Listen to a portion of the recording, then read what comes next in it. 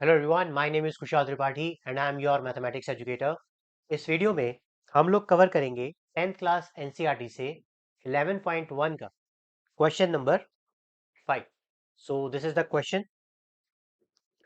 In a circle of radius 21 centimeter, an arc subtended an angle of 60 degree at the center. Find the length of the arc, area of the sector formed by the arc, area of the segment formed by the corresponding chord. Alright, तो क्या मतलब है इस question का? इस question को समझने के लिए मैं एक डायग्राम आपके लिए लेकर आता हूं। देखिए, क्वेश्चन में कहा गया है कि एक सर्कल है जिसका रेडियस आपको दिया गया है 21 सेंटीमीटर। ऑलराइट, और ये जो एंगल दिया गया है जो कि इसकी कॉर्ड ने बनाया है at the centre, it is 60 degree.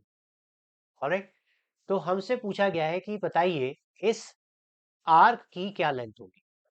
यानी कि हमसे क्या पूछा गया है, ये जो बी से लेके ये वाला आर्क जा रहा है, ये वाली लेंथ जो जा रही है, हमें एक तो ये लेंथ फाइंड करनी है। ओके, इसको मैं फिगर डायग्राम से भी बनाया था, यानी ये हमें फाइंड करना है, नंबर वन। दूसरा इन्होंने बोला है find the area of the sector. अब मैंने आपको अपनी इंट्रोडक्शन वीडियो में बताया था कि कभी भी अगर ये मेंशन ना हो कि माइनर सेक्टर फाइंड करना है या मेजर सेक्टर का एरिया फाइंड करना है, तो इट इज टोटली अंडरस्टूड कि हमें माइनर सेक्टर का ही एरिया फाइंड करना है। क्लियर है? कई बार स्टूडेंट्स मेरे पास आते हैं और कहते हैं सर हमें पता ही लगता, या पेपर में हमें पता ही नहीं था कि माइनर सेक्टर निकालना है या मेजर सेक्टर निकालना है। अगर वहां पे सिंपल वर्ड यूज किया गया है सेक्टर, तो आपने सिर्फ माइनर सेक्टर का ही एरिया निकाला। सिमिलरली यहाँ पर इन्होंने बोला है कि आपको सेगमेंट का एरिया फाइंड करना है, तो आपने माइनर सेगमेंट का एरिया ही फाइंड करना है। तो अगर आप इसको फिगर के थ्रू देखना चाहें, हमें कौन कौन से एरिया फाइंड करने हैं, एक तो हमें सेक्टर यानी सेकंड पार्ट में ये सारा एरिया फाइंड करना है, ये वाला। ठीक है जी, एक तो ये। थर्ड पार्ट की बात करें तो हमें सिर्फ ये वाला एरिया फाइंड करना है। क्लियर है? तो चलिए स्टार्ट करते हैं। बहुत ही सिंपल क्वेश्चन है। सबसे पहले हम यहाँ पर लिख लेते हैं गिवन। गिवन में हमारे पास क्या क्या है? सबसे पहले हमें गिवन में गिवन है रेडियस, जिसको हम आर से रिप्रेजेंट करते हैं। इसको मैं ऐसे लिख लेता हूँ, R which is equal to 21 centimetre. Clear? अब हमें एक एंगल भी गिवन है जिसको हम रिप्रेजेंट करते हैं किससे? थीटा से, विच इज इक्वल टू कितना? 60 डिग्री। क्लियर है?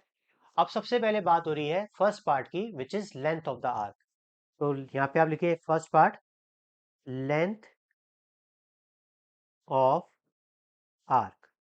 तो आर्क का फॉर्मूला क्या होता है हमारे लिए? It is theta upon 360 into 2 pi R. Clear?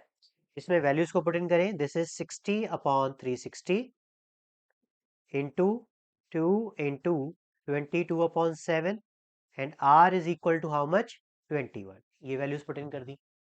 और मैंने आपको हमेशा कैलकुलेशन करते वक्त एक ही बात समझाई है कि आप किसी भी तरीके से डिनोमिनेटर को हटाने की कोशिश करें। तो देखिए, आप इसको इसके साथ कैंसिल करिए, आंसर आ जाएगा 1/6। क्लियर? इसको आप इसके साथ कैंसिल करिए, दिस इज 3। तो कितना हो जाएगा? 2 इंटू 3, इसको इसके साथ मल्टीप्लाई कर दीजिए, दिस इज 6 इंटू 22। 6 से 6 कैंसिल, तो कितना आया? 22 centimetre. Alright, this is the first part. Now let's go to the second part. और सेकंड पार्ट में क्या कह रहा है? Find the area of the sector. तो सेकंड पार्ट में आप लिखिए area of sector, area of sector क्या होता है? This is theta upon 360 into pi R square. Clear है यहां तक? अब इस फॉर्मूले में आप वैल्यूज को करिए पुट इन। तो theta is equal to how much? 60। This is 360 into 22 upon 7, and R is 21, so this is 21 into 21। इसको सॉल्व करिए, सो दिस इज 1/6 यहाँ से आ गया। इसको इसके साथ कैंसिल करिए, ये आ गया आपके पास 3। ये हो गया 22 इंटू 3 इंटू 21। क्लियर? अब अगेन आपने क्या करना है? आप डिनोमिनेटर को हटाने की कोशिश करें सबसे पहले, क्योंकि मल्टीप्लीकेशन ईजी हो जाता है। अब अगर आप इसे 3 से कैंसिल करेंगे, देखिए ये कटेगा, ये कैंसिल, दिस इज 2। इस 2 को इससे कैंसिल कर दीजिए, दिस इज 11।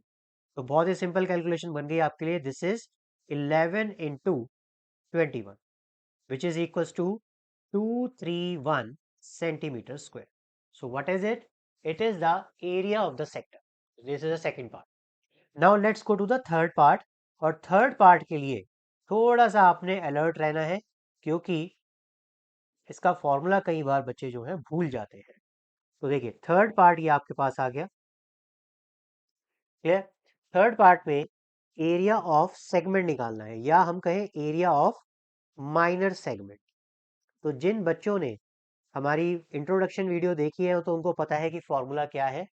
मैं यहाँ पे फिर से लिख के दिखाता हूँ आपको। This is theta upon 360 into pi R square minus R square sine theta upon 2 into cos theta upon 2।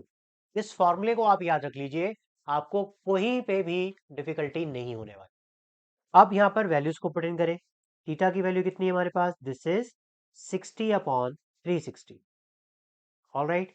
Into में 22 upon 7, R is 22 21 into 21, clear है। माइनस आर स्क्वायर कितना है? 21 इंटू 21, और साइन थीटा बाय 2 का क्या मतलब है कि जो एंगल आपको दिया गया है उसका हाफ वैल्यू आपने रखनी है। सो दिस इज साइन 30, और अगेन कॉस 30, क्योंकि 60 दिया हुआ है, 60 का आपने हाफ एंगल यहाँ पे पुट इन करना है। अब देखिए मैं आपका ध्यान इस क्वेश्चन पे लेकर आना चाहता हूँ कि कैलकुलेशन ज्यादा बड़ी नहीं करना चाहता। आप यहाँ देख सकते हैं कि ये वाली जो वैल्यू है, ये वाली बेसिकली यही तो है, अभी हमने ऊपर फाइंड आउट करी है। तो इसकी जगह पे आप ये डायरेक्टली लिख दीजिए। सो दिस इज 231, ऑलराइट। अब अगर आप इसको सॉल्व करेंगे तो देखिए इट इज 21 इंटू 21 कितना होता है? 441, 21 का स्क्वायर है, सो 441। साइन 30 की वैल्यू कितनी होती है? दिस इज 1 अपॉन 2, और कॉस 30 की वैल्यू कितनी होती है? This is √3/2।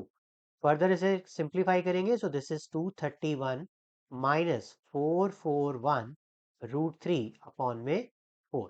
हमें ना तो √3 की वैल्यू गिवन है और ना ही हमें इसे फर्दर सॉल्व करने की जरूरत। तो this is the final answer.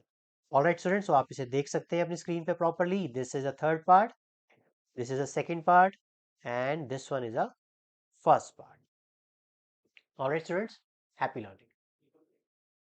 Hello students, thank you for watching my video. I hope your doubt related to this question is clear now.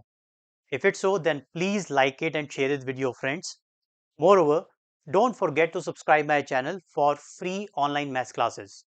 One more thing, if you are looking for a maths teacher for yourself, then contact details are in a description box. Thank you.